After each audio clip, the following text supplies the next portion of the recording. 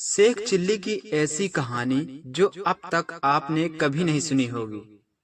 कहानी को पूरा सुनकर ही जाना, और अगर ना मजा आए तो कमेंट बॉक्स में 1000 गालियां देकर जाना।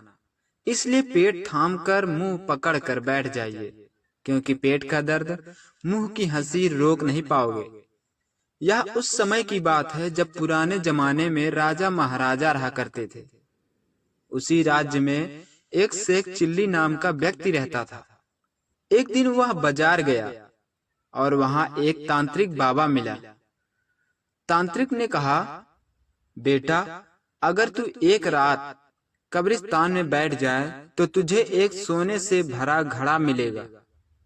शेख चिल्ली की आंखें चमक उठी।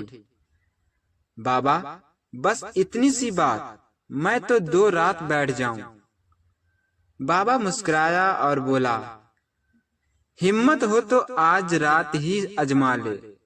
शेख चिल्ली ने बिना किसी से कुछ कहे सीधे बाजार से मोमबत्ती, चादर और एक बड़ा सा थैला खरीदा और चल पड़ा कब्रिस्तान की ओर।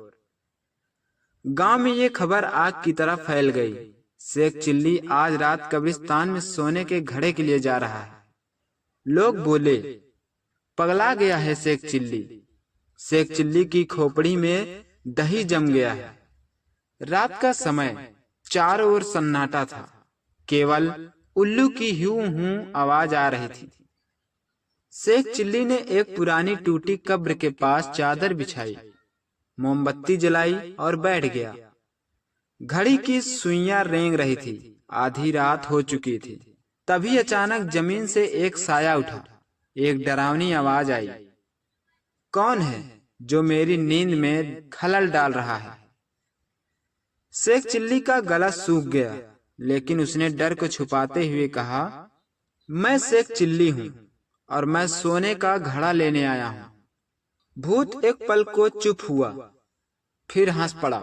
अच्छा, तो तुझे भी लालच है? शेख चिल्ली डरते डरते बोला, हाँ, लेकिन आप अगर दे दो तो मैं किसी को नहीं बताऊंगा। भूत बोला, ठीक है, पर एक शर्त है मेरी।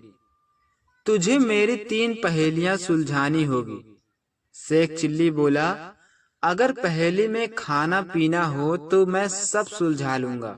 अच्छा तो सुन अपनी पहेली। ऐसी चीज जो खाली हो फिर भी सब कुछ समा जाए।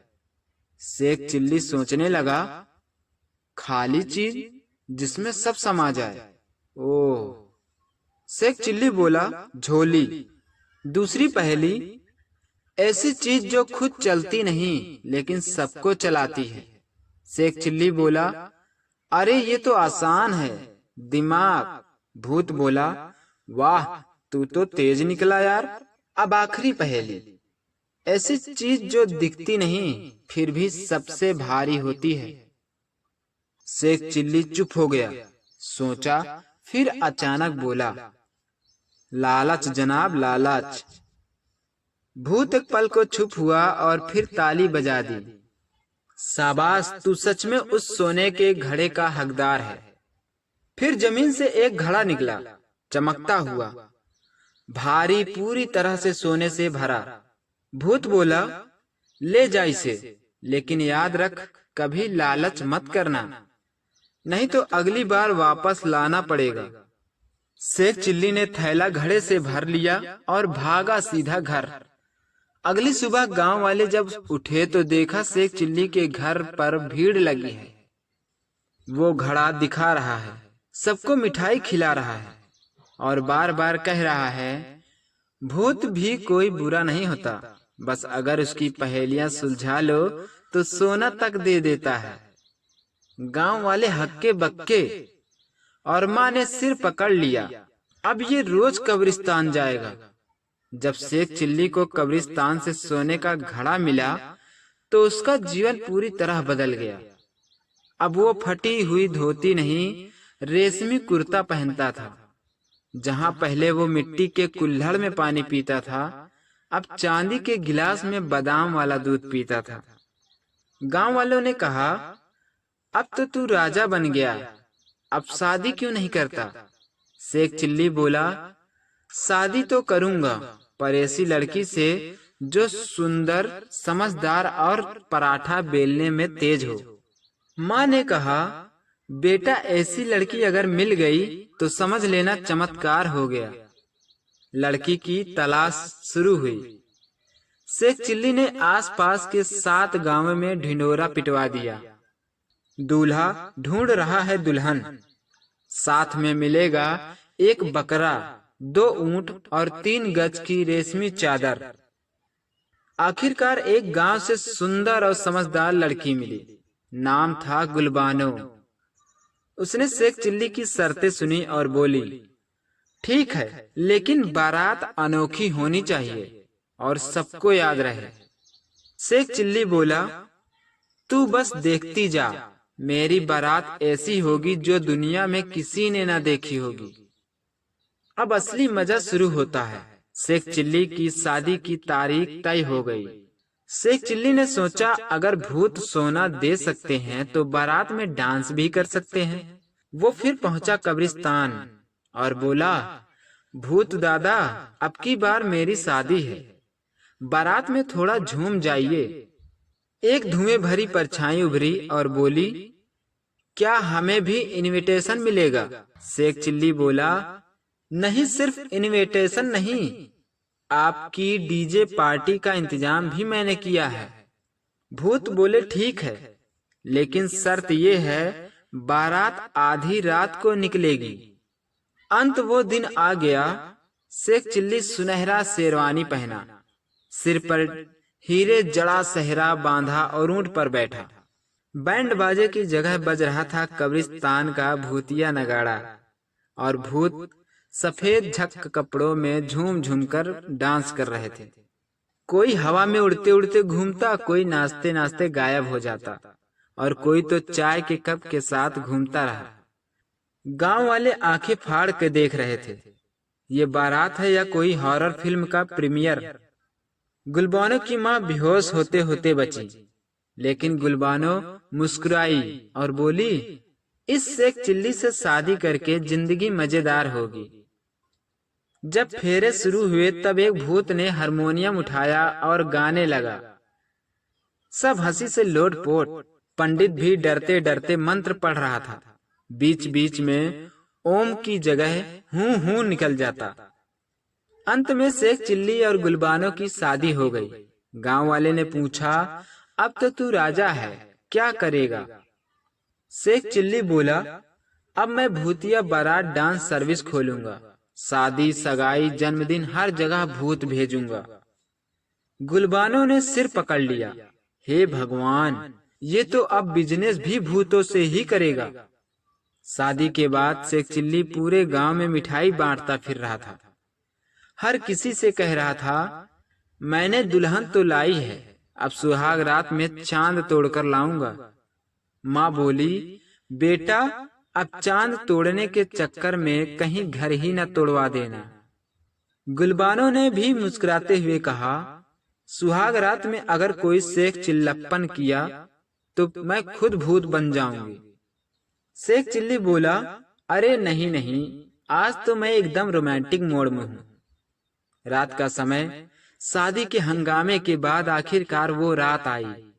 चारों तरफ शांति, चांदनी और फूलों से सजा कमरा। शेख चिल्ली ने गुलबानो को देखा और बोला, तेरे जैसा कोई नहीं सिवाय भूतों के। गुलबानो बोली, भूतों की बात भूल जा और सीधे बात कर, क्या लाए हो मेरे लिए? शेख चिल्ली ने जेब से निकाली एक चमचमाती जादुई अंगूठी और बोला, ये वो अंगूठी है जो मैंने भूतों से उधार ली थी। अगर इसे पहनोगी तो दिखेगा जो कोई नहीं देख सकता। गुलबानो ने हंसते हुए पहना और बोली, अच्छा, तो अब क्या मैं तेरे जैसे पति की बुद्धि देख पाऊंगी? तभी कमरे की बत्ती झपकने लगी, खिड़की खुल गई और हवा में एक परछाई उभरी। शेख चिल्ली, तेरी सुहाग रात में हमने एक तोहफा भेजा है। शेख चिल्ली चौंक गया, बोला, भूत दादा, आज तो मत आओ, ये निजी पल है। भूत बोला, डर मत, बस एक छोटा सा सरप्राइज है। अगले ही पल कमरे के कोने में एक टेबल अपने आप हिलने लगी। और वहां रखे मिठाई के डिब्बे से निकला एक छोटा सा कागज। बधाई हो, ये मिठाई भूतिया ब्रांड की है। खाने के बाद 1 घंटे तक हवा में तैरोगे। गुलबानो बोली, क्या मैं हवा में उड़ जाऊंगी? शेख चिल्ली बोला, हम दोनों उड़ेंगे, रोमांस बादलों के ऊपर। आधी रात को गुलबानो जैसे ही मिठाई खाकर सोने लगी तो वो सच में 3 इंच ऊपर उड़ गई।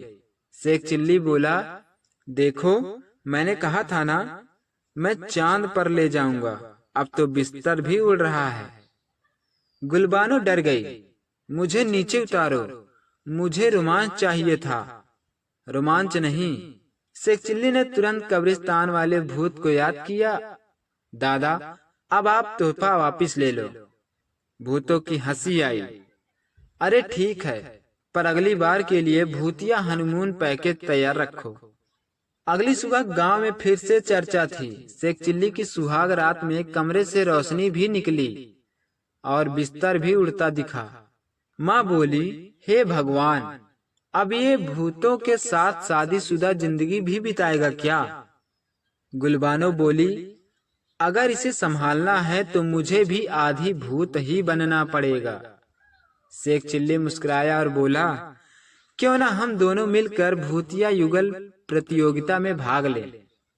गुलबानो हंसकर बोलती है, लगता है तुम बच्चे भी भूतिया ही पैदा करोगे। दोस्तों, इसके आगे की कहानी बहुत ही शानदार और मजेदार होने वाली है, जहां शेख चिल्ली अपनी पत्नी के साथ हनीमून पर जाता है।